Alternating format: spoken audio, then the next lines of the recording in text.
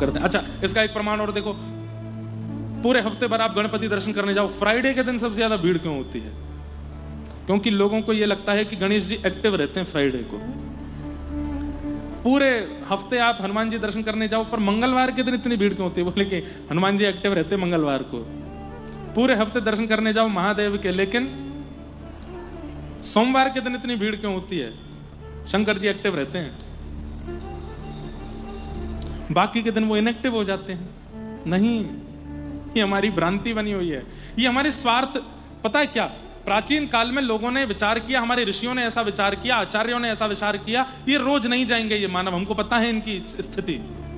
ये 7 दिन में से 6 दिन संसार के विषयों को ही देंगे, 1 दिन ही ठाकुर जी को देंगे।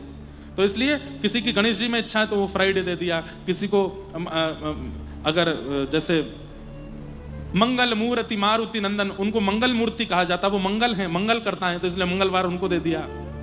सोम के दुख को दूर किया महादेव ने, मतलब सोम यानी कि चंद्रमा, इसलिए सोमनाथ महादेव है। चंद्रमा को जो श्राप लगा था दक्ष प्रजापति का कि तुम अपने रूप से विहीन हो जाओगे, तो चंद्रमा ने जाकर के महादेव की आराधना की, तो महादेव ने कहा कि देखो श्राप पूर्ण रूपेण दूर नहीं होगा, पर हम आशीर्वाद देते हैं। बोले क्या? 15 दिन आपके ससुर जी का श्राप लगेगा, एक दिन आप घटते चले जाओगे, अमावस्या के दिन आप अंतर्ध्यान हो जाओगे, और अमावस्या के अगले दिन से हमारा आशीर्वाद लगेगा, फिर से तुम अपने रूप में आके पूर्णिमा तक। तो जिन्होंने चंद्रमा के श्राप को सुख में परिवर्तित किया, ऐसे सोमनाथ हैं, इसलिए उनको सोमवार दे दिया। ये हम लोगों के लिए निर्माण कर दिया गया कि चलो इस बहाने जिसकी शंकर जी में आराधना इच्छा है, श्रद्धा है, वो सोमवार के दिन चला जाएगा, हनुमान जी की जिसमें है वो मंगलवार को चला जाएगा, गणेश जी की जिसकी वो फ्राइडे को चला जाएगा। हर दिन स्वार्थ व्यक्ति का जब सिद्ध नहीं होता है और वो स्वार्थ के लिए जब भगवान के पास जाता है तो पर्टिकुलर डे पर जाता है, लेकिन निस्वार्थी वो तो कभी भी चला जाता है। अब बालक अपनी मां के कभी चरण नहीं दबाता, लेकिन अचानक से जाकर के किसी दिन रात को बैठ जाए, मेरी प्यारी मां कैसी हो, तो मां क्या कहेगी? क्या बात है, जल्दी बोल। नहीं नहीं कुछ नहीं, पैर दबाने आया हूं। अरे मुझे सब पता है, जल्दी बोल क्या बात है। क्यों, मैं आपके पैर नहीं दबा सकता? अरे भाई बहुत दबा लिए तूने पैर, मैं तेरी बस राजी हूं, तू जल्दी बता काम क्या है। मां बोले हाँ, वो पल्ली गली वाली से ब्याह कर लूं मैं चल भाग यहां से।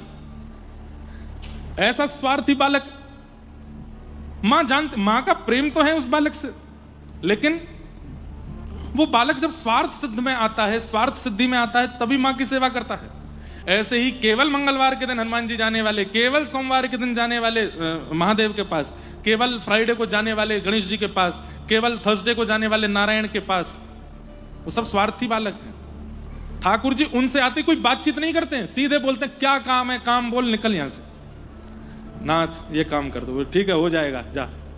उससे ठाकुर जी ज्यादा मतलब नहीं रखते, लेकिन जो रोज जाता है, जो रोज बैठता है, जो रोज देखता है, रोज दर्शन करता है, ठाकुर जी को इतना प्रिय लगने लगता है। बोले ये मेरे से निस्वार्थ भाव से आता है, बस मुझे देखने आता, मेरा दर्शन करने आता, मुझे अपना मानता है।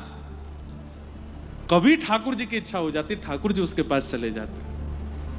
निस्वार्थी सबको प्रिय होता है, हमको भी स्वार्थी व्यक्ति प्रिय नहीं है, हमको भी निस्वार्थी प्रिय, तो ठाकुर जी को स्वार्थी कैसे प्रिय हो सकता है? परंतु आज 90 से 95% लोग भक्ति करने वाले स्वार्थी हैं, उनका एक स्वार्थ है ठाकुर जी से, इसलिए कर रहे हैं।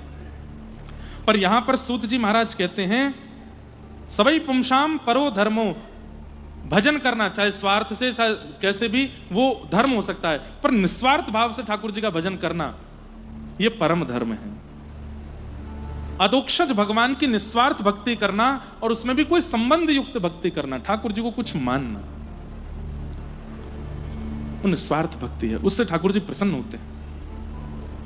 धर्म स्वनिष्ठितः पुंसा विश्वक्सेन कथा सुयः नोत्पादयेदधिरतिं श्रमेव हि केवलम्। अब यहां बहुत अच्छी बात कही गई, व्यक्ति को ठाकुर जी स्वीकार कर रहे हैं, इसका प्रमाण क्या है? भक्त की भक्ति से ठाकुर जी प्रसन्न हो रहे हैं, इस बात का प्रमाण क्या है? आषाढ़ी आती है और महाराज पूरे महाराष्ट्र से वारी जाती हैं पंढरपुर,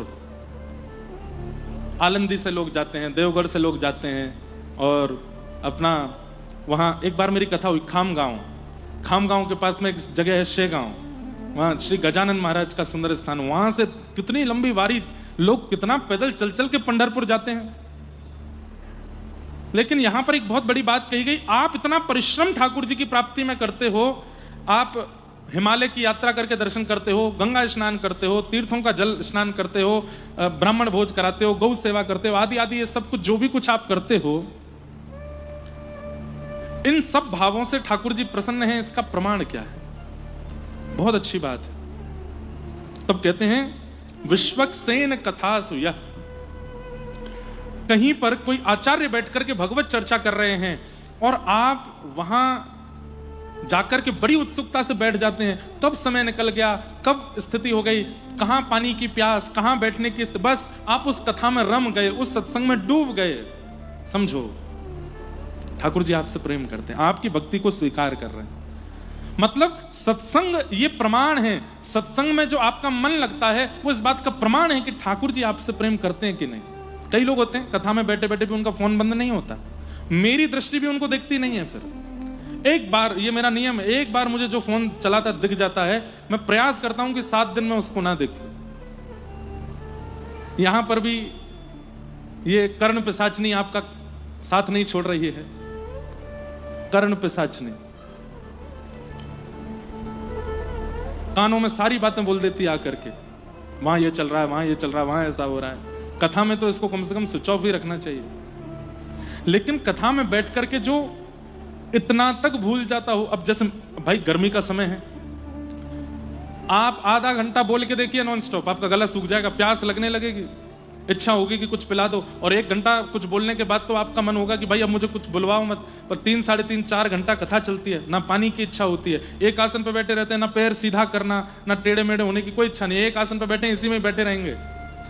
ऐसी स्थिति में जो कथा सुनने में रुचि रखते हैं, जिनका मन एकाग्र, चित्त वृत्ति एकाग्र, नेत्र एकाग्र, कान एकाग्र, सब कुछ एकाग्र होकर के भगवत भजन, भगवत कथा श्रवण करते हैं, और केवल दिखावे के लिए नहीं कि अगल बगल वाले देखें देखो कितनी सावधानी से कथा सुन रहा, नहीं, भाव से नेत्र भी सजल हो जाते हैं, प्रेम पुलकित हो जाता है, रोंगटे खड़े होते हैं। ये सब प्रेम पुलकित स्थिति अगर कथा सुनते सुनते हो रही है तो इसका मतलब है कि आपके द्वारा किए गए भक्ति अनुष्ठान, परिक्रमा, वारी आदि, ये सब ठाकुर जी इन सबसे बड़े प्रसन्न हैं। इसलिए सत्संग में आपकी रुचि बन रही है, सत्संग में आपका मन लग रहा है।